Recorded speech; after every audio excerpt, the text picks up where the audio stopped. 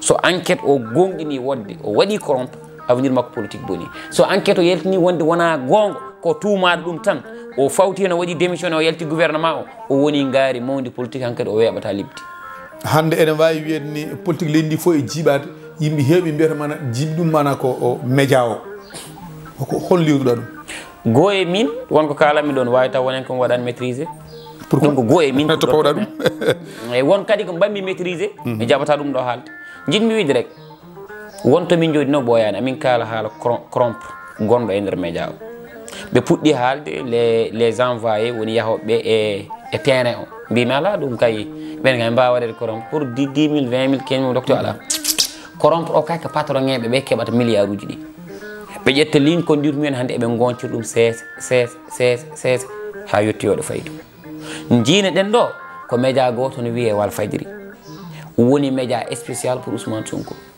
so ɓe goyi Ousmane woyo so Ousmane woyi ɓe goyo so ɓe muusa Ousmane muusi so Moussa Moussa muusi ɗum waɗi ɗo en jii ɗum e so tawi ko hande de ɓe duyi non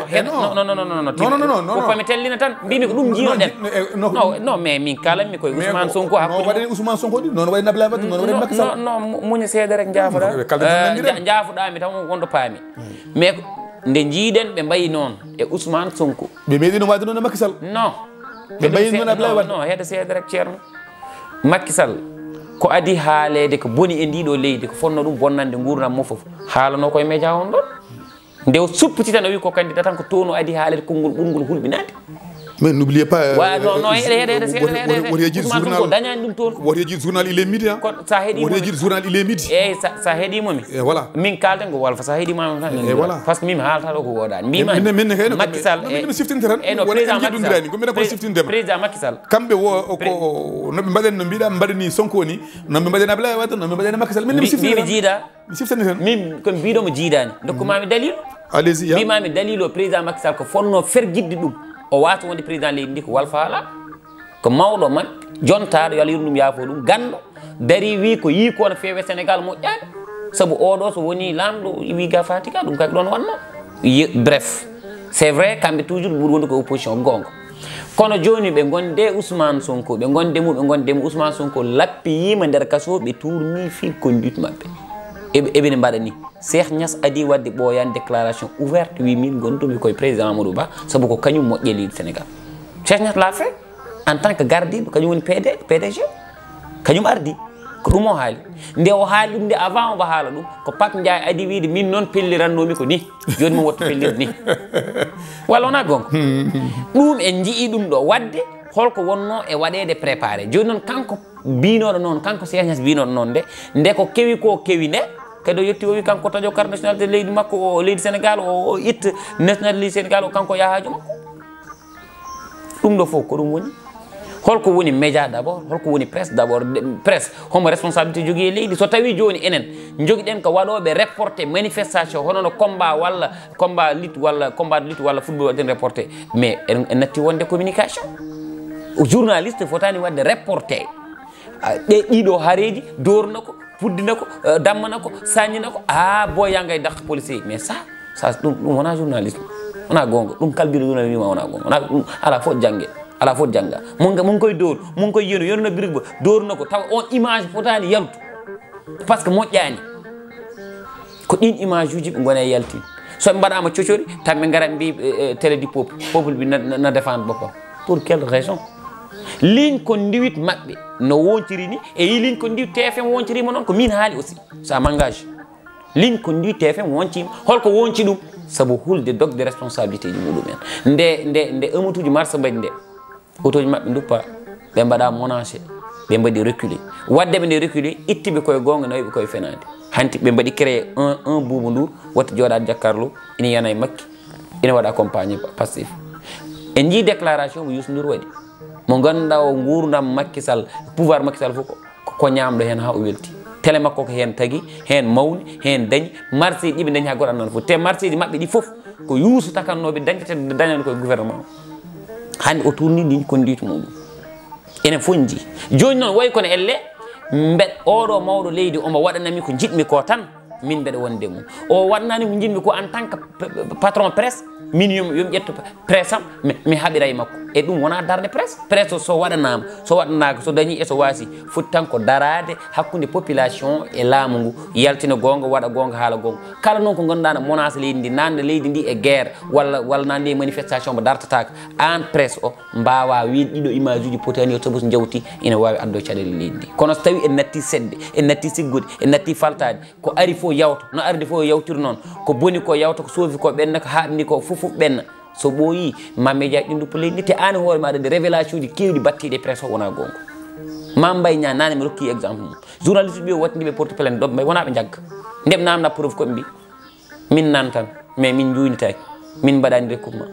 min ñaagui ko yo yaafu min watti wiyede Mame Mbaye Niang balni mais ɗum c'est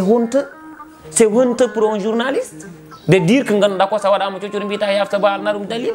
donc so tawi yeehi han média yettima ɗon beele enen e koye mere en potani ƴettu tan en potani dartade ƴeewen ko yahata ko beela média o wona kañum woni duppude leydi ndi aha kay média o woni duppude leydi ndi par ce que image uji kewɗi potani yerde poti ko suuɗede donc pour min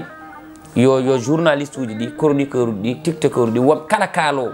yo yurnita haala mum ƴeewa e nder haala mum ka mbera wawa wadde influencé ɓiɓɓe leydi ndi jalta ene post sa ƴeewi ko fusa ko entre 2021 2022 ko bonna ko ɗo leydi ndi ko heewi ko addi ɗum wonɓe communication taw ganda communication non ɓeɗo gona e windu ɓeɗo gona e haalde ƴeewa tan kala ɗo ɓuuri wulde te leydi ɗi cokkotoni fiide mo ngay jah fi mo ngay jeexde fiide boya ngay taal mom fi mom mo ngay boye ɓe nan dem benen yon wonti noon hande wiiteɓe hande kañumen manan jogui doole leydi ndi haade munen wiyeɗa kañumen koko joguino organe uji tawa kañumenne ko mbaɗata attaqué mana ko état Oumar Dor Koumi an ka doyen et communication an aɗa andi leydi ndi de 90 jusqu'à 2012 et 2012 fati hande aɗa wona goto an hoore maɗa andi aɗa andi journaliste wonno journaliste ko waɗano respecté journaliste waɗa respecté réseau sociaux hande mbaɗa waɗi éclaté gay yo a jarama réseau sociaux waɗi éclaté gay pourtant oɗo réseau sociaux wone leyɗele ɗe ganduɗa ko mbaɗaɗe régularisé wona ko neɗɗo weela fof waɗa hen wona tama belɗa fof gona hen mais enen noon en gaccu tan wone boyde ɗo ko sénégal de ɗum adda dow ha less mum fof waɗata ko welɗum gassi dow ha less bon wonɓe ganduɗa mbaɗani ko welɗumen on ganduɗa kañumen gurna min ɗo façon de parler c'est ça c'est vrai ça c'est vrai et pour min dal leydi ndi bonde bugu bugu eyyi min mbeɗa jaggui leydi ndi chacun e meɗen ina jogui part de responsabilité woni ko yaade ɗum a haali gonga ummorade président de la république noon saabu ha ɗo en cuwa andu bonnanaɓe ɓeɗo jawɗele muɗumen e nder ɗiɗo duuɓi ɗiɗi ɓennuɗi mbere laamu leydi ndi waɗi ɗum e indemnisé walla waɗani bonnoraɓe golle mbera dañi golle walla dañani ɓe ganduɗa ɓe duppanama kelanama beele duttama walla duttaka mayɓe ɓe wonno père de famille walla succede famille est ce que famille muɗen laamu gon korantaɓe walla wannade ɓaɗe ɗum fof en ganda te ha joni eɗen continue eɗen jaaha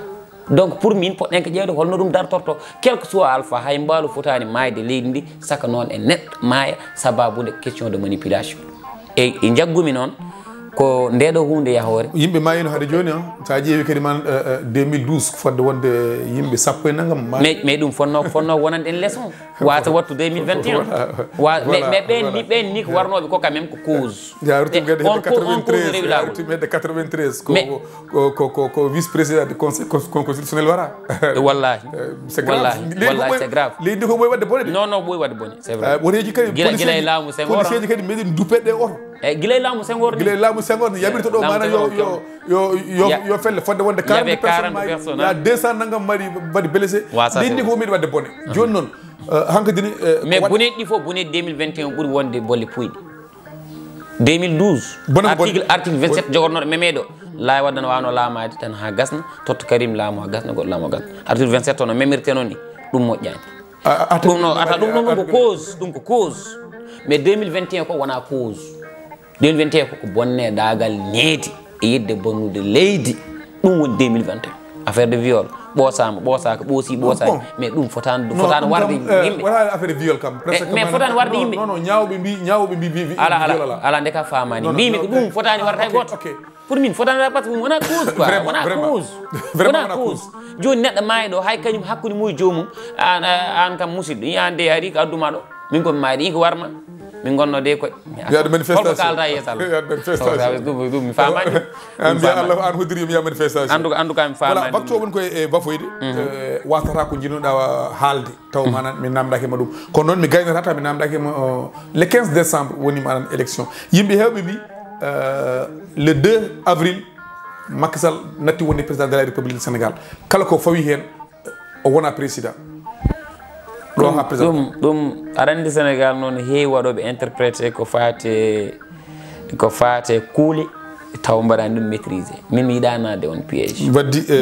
mais jiɗmami wiide yiɗanade non attends non wona toon kan jiɗmami yiɗanade piège waɗa interpréter komi famani kono min ko jiimi koye article 42 gonɗo e constitution leydi ndi tant que président Macky Sall élection waɗaka il est toujours le président de la République ɗo woni ɗo kay ala ko ittatambo wonde manda o joofi tan o yehi ala ƴeewen ko waɗa ko holto waɗa ko waɗa ko waɗa assemblée nationale ko toon ɗum vota hanki ɗum aɗani est ce que aɗani koɓe mbaɗi voté wawi waɗe toon luke yo gonga majju par ce que non hanki so tawi enen ɗo waɗi suivre mana ko waɗata ton ko mana so rewidima vraiment ene jalni Oumar hoɗon jofata koye waɗama wona ɗon jofata waɗama tan waɗama joni ko waɗa ko aɗani koɓe mbaɗi ɓe mbi ke minen assemblée nationale minen suɓaɓe tedduɓe suudu sarɗiɗi gueɗe Sénégal min mbaɗi voté wonde président Macky Sall yo jogo leydi ndi jusqu'à 15 décembre ɗum mi gotti jalal joni noon constitution meɗen taw fewani wonko ne gasa taw fewani non an joni a naati e jugement de valeur est ce que ne fewi walla fewani no mbimami mbiɗa ko wotama tan gasi mbimi wonko ne gasa taw fewani non mais attends mais ɗum mbimami mais feewi fewani o enen kalten koko lawol waɗi ko joni kamɓe ɓe gooti ɗum woodi aɗa wawi waynade bandiraɓe bon mbaynorten bandiraɓe gueɗel gotel aɗa andi il faut pamodirani gueɗel gotel an namtoɗumo e min jabotoɗomo anni goto joguiɗen woni yo moƴƴi surtout ça ɗiɗi joguiɗen ko yo yimɓe pam ɗum e joguiɗen ko ɗemgal si oui kabaruji ene jalta ɗemɗe goɗɗe haaloɓe ɗen ɗemɗe ene paccira kabaruji ɗen ɗemɗe enen ko ngalɗo ɗemgal Allah totti en kala ko eɗen kala kalɗuɓe ngal ɗemgal nanoɓe ngalɗo ɗemgal namta goɗɗe mbawa hutorade ɗum ko goho ɗiɗi jiɗɗen ko jaam jiɗɗen ko dental jiɗɗen ko kawral so jaam ala kay min ñagotomi président de la république yo aynu ko fewni ko wonko yuɓɓine leydi ndi yo won gaynako majjum wonko yuɓɓinɗo ha heewi yo won gaynako majjum woto wonde poɗɗo duusede mana woto dewñinede merci gueɗel kedigel ngel woni so tawi dialogue o felliti ene waɗa kala neɗɗo jeeyaɗo e leydi ndi kanduɗo e wonde candidat yo acci ɓenno wona candidat ƴeewen ɓe cippira bawɗo foof liɓa gueɗel kedigel ngel yimɓeɓe yo goppe jogo liberté muɗumen hotay goto waɗe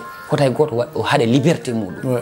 gonɗo politicien o gonɗo policier o gendarme o civil o juge o président ministre o député o goto foof yo totti liberté muɗum ha timma saabu ko noon constitution meɗen wi goto foof koko foti tottede liberté mum ha timma te ko laamu ngu foti waklitade reena jomum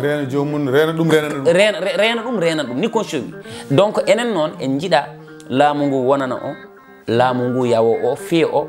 momo o jiɗɗen ko foof yo rewna lawol ko heddi ko woni eɗen mbasi o yonto men wonɓe réseaux sociaux ji ɓe yoɓe mballu men yoɓe gandu ɓe mbaɗata koko ɓe ganda ɓe dillata koye communication kono ɓe ganda communication est ce que an Ablaye Daouda Diallo mosani yontam mbi min kam yontam mbi wonɓe réseaux Ablaye Daouda Diallo mosani ko élection dirtina ko Ablaye je ne pense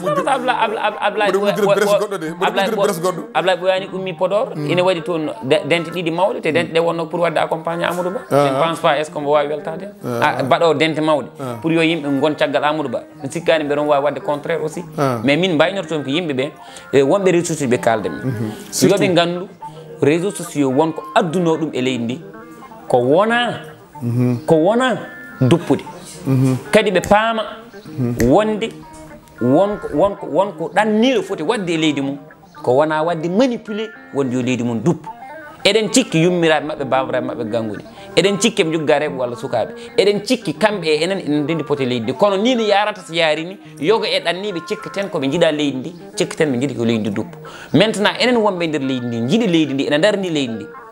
seɗen mbaɗa divisé image ƴeewen image ko waɗa Oumar min image fof ɗo neɗɗo no warate walla no halke walla no lefte mi yiiɗa ɗum wadde divisé ɗum ko goo ɗiɗi kala ko mbeɗa haala mi rentoto haalde ko ngannduɗaa ko ina waɗa encouragé des jeunes pour jalta mbaɗa face avec les policiers min jaɓta ɗum haalde mi yaadani heen gueɗel tati ɓenngel woni je suis avec la population min koye population gondumi koye ɓiɓɓe ngenni gondumi koye sagataɓe waɓe nam gondumi mais je suis contre ko neɗɗo no waɗa manipulé pour yo leydi mum duppa sobo leydi ndi duppimi sikkani beela on ɗon neɗɗo ma daɗa hen hoto hay goto sikku leydi ndi wawi bonde kañum o feewa donc enen foof daraɗen gaynen leydi men président Macky Sall 15 décembre wiya pour min de 15 décembre ina wawi taw no woɗɗi de kono woɗɗani ina woɗɗi de kono woɗɗani yoɓe muñ tan so yonti yimɓeɓe gotana cuɓomo jiiɗi gardin ɗum leydi ndi la vie continue hoto hay goto tampini hoto hay goto bonnu leydi ndi handani bonnede leydi ndi koko golla noon koko maha koko golla koko yuɓɓina wonko woni ɗo hay so tawi wonko jawɗen mais wonko woni ɗo kamɓe ko woni ko ɗo hoto bonne ko enen jeeyi yo yimɓeɓe ndenta wadde manipulé yo tagataɓe ndenta yo foddeji yimɓe ndene ça c'est vrai mawɓe kañum yo mbaɗ gonga surtout ça eyyi ça c'est vrai surtout ça yoɓe ɗum mbimi nane yoɓe nden en ɓe ndenan en voilà yoɓe nden en ɓe ndenan en mais enen nene caloɗen waɗede manipulé baɗono ma an ka WINNDERE-TV min nde mi yiyani mbaɗɗa divisé kono duppa leydi mais waɓe no ma nanɗo kañumen coftani tan koko duppat leydi so tawi ɗum tagui mbiɗa rokka on conseil ko yoɓe nden mana so leydi duppi mana so mbo dupporo hen ça c'est vrai donc mbeɗa sectoro wiide vraiment yimɓeɓe yoɓe jarlumi kadi ɓe jaafomi encore une fois saabu mbiɗo andi hewɓe ne keɗo kono pamata donc mbo famata yo yarlum yaafumi pamɗo o jarama kono pamen intention meɗen tan ko joljole eɗen gadden miijoji men en gonma en ma Samba walla ma Demba on est là pour tout le monde kala haqqillaji meɗen kala ko jiyande men dokki men ko ɗum woni ko kalten mi salmini mi juurima WINNDERE-TV même ardi hen le PDG Oumar Doro Koumi mi juurimi rewintoɓe yewtere e Sénégal men e dokkodiri aadi mataw kadi ha sahaji goɗɗi mi weltanima on feewi Seydou Koumi min beltanima Allah min beltanimama Abdou Salam Ba Dialal leñol a waɗi no gowɗa wadde a haali haala ka a gayni kala mone heeɗo yo heddoro haqqille saabu kala ko neɗɗo heeɗiri ɓerde dañata hen famamuya kadi ko sikkeji tan famata